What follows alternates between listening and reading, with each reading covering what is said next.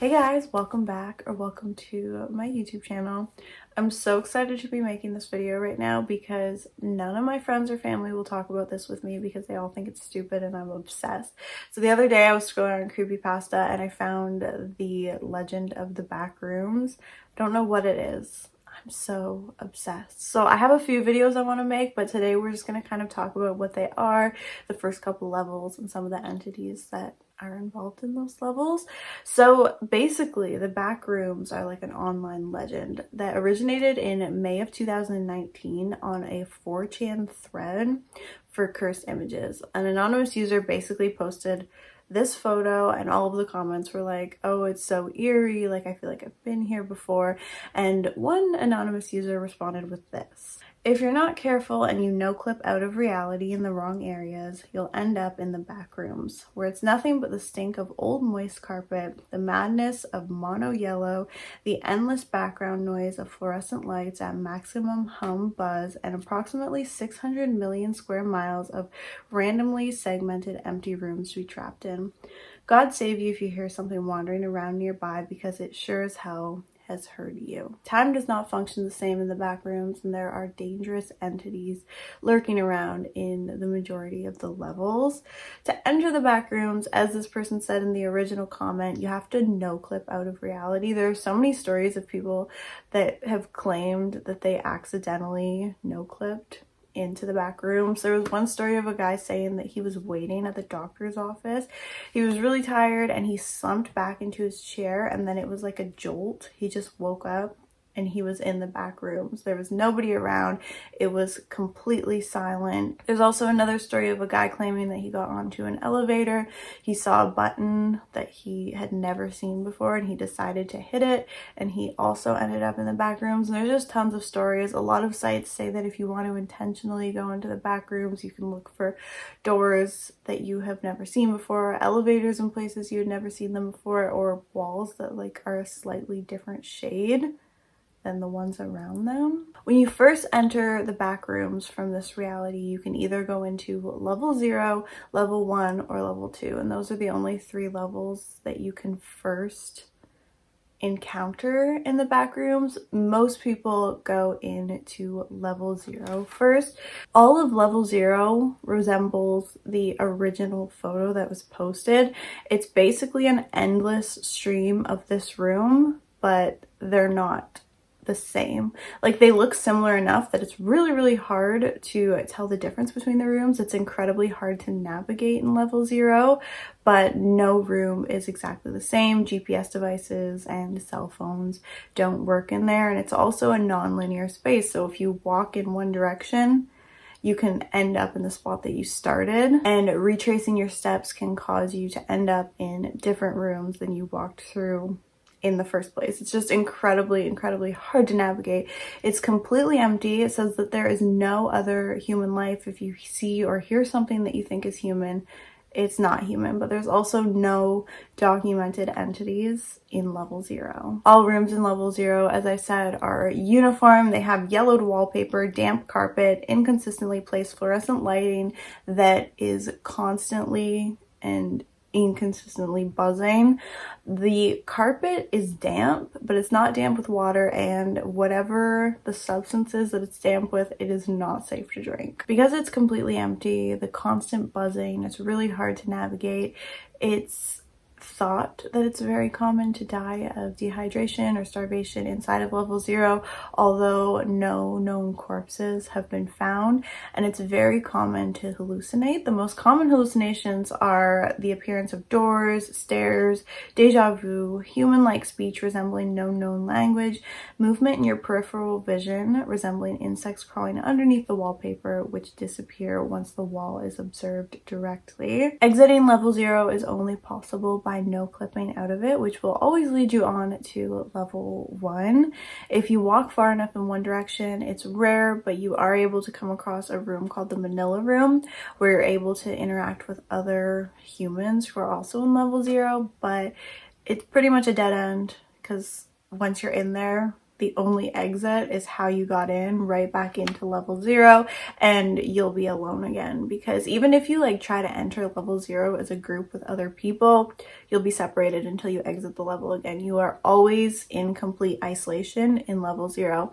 But in the Manila room, there is a document that can be found called the Meg, which has crucial information for escape and survival well in the back rooms for newcomers. Now, if you're lucky enough to survive and also escape level 0, that will bring you on to level 1. The survival difficulty of level 1 is class 1. It is safe, secure, and there is a minimal entity count.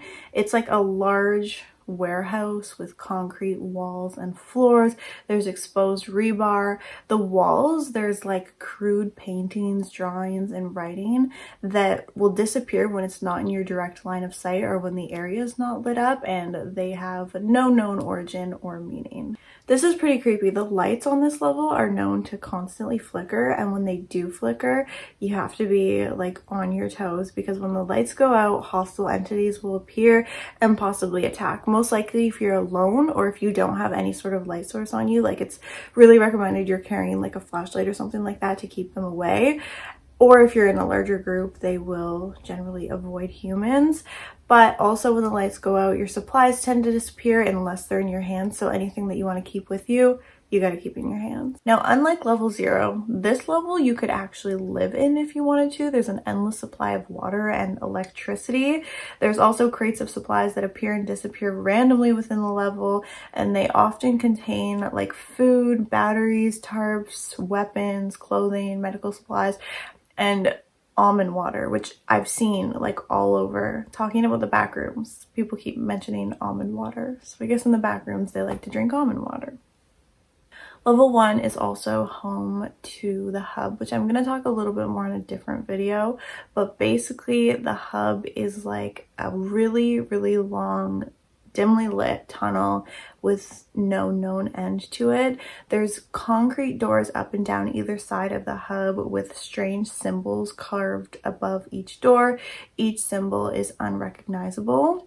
Every door includes a keyhole to the right of the door, which is a polygonal shape corresponding with the symbol that was carved on the door. It's completely impossible to pick the locks on these doors because each keyhole has a complex locking mechanism that morphs and changes shape. The only doors that are permanently unlocked in the hub are the doors that are leading you to levels 1, 11, and 178.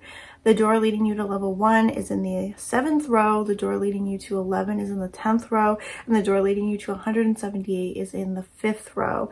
The rest of them are generally locked unless you have a level key. Other entries into level 1, aside from no clipping out of level 0, you can climb one of the trees in level 11. You can complete the King's Trial in level 94. And to exit, wandering down most hallways will lead you to level 3. You can also go through any holes in the wall to lead you to level 19. And it says if there's a painting on the ceiling, you can no clip through it and you'll be at a party. But I don't think that's a good thing. I haven't quite looked into that yet. That'll have to be for another video. But when I clicked on the party, all it said was, "Don't worry, the party goers have taken this page." I don't like that. That sounds creepy. So now on to level 2, which is considered unsafe, secure, and there's a low entity count. The survival difficulty is class 2. This is the last level that you can originally for the first time enter into the back rooms, and in every video that I watched they said that you're the most unlucky person alive if this is the first level you encounter when you no clip into the back rooms. It says it consists mainly of dark gray concrete maintenance tunnels, and they stretch on for millions and millions of miles. This is the only photo included for level 2 on the Backrooms wiki page. Doors can sometimes be found, but they're most likely locked or they lead to dead ends. The walls are lined with pipes and occasionally ventilation ducts, which are often containing a thick, viscous black liquid. The entities found in this level are some of the most dangerous found in the back rooms. Noises can be heard from the vents, which are caused by crawlers. You can also find mark employee bathrooms on level 2, and others include the Smilers, which are my personal favorite entity that I've found since I went on here. They're listed as entity number 3, and they tend to reside in level 2 and level 3, with their main base being the smiling room. Like, can you just imagine, like, you're about to fall asleep and all of a sudden you look in your closet that's open a crack and you see that motherfucker in your closet? That is my favorite entity out of every single one that I found on here, aside from Jerry, which I don't even know if we're going to talk about in this video or not, because I can't remember if he's in my book, but I love the Smilers. Like, just imagine, like, I don't even think I would be scared if I saw one of them. I kind of love it. And it says, like, the best way to escape a Smiler is to just keep eye contact with them. There's also child facelings, clumps, hounds, male death moths, wretches, plague goblins, bursters, and skin stealers, which skin stealers are another one of my personal favorite because it reminds me of this one monster from Scooby-Doo, but I can't remember which one.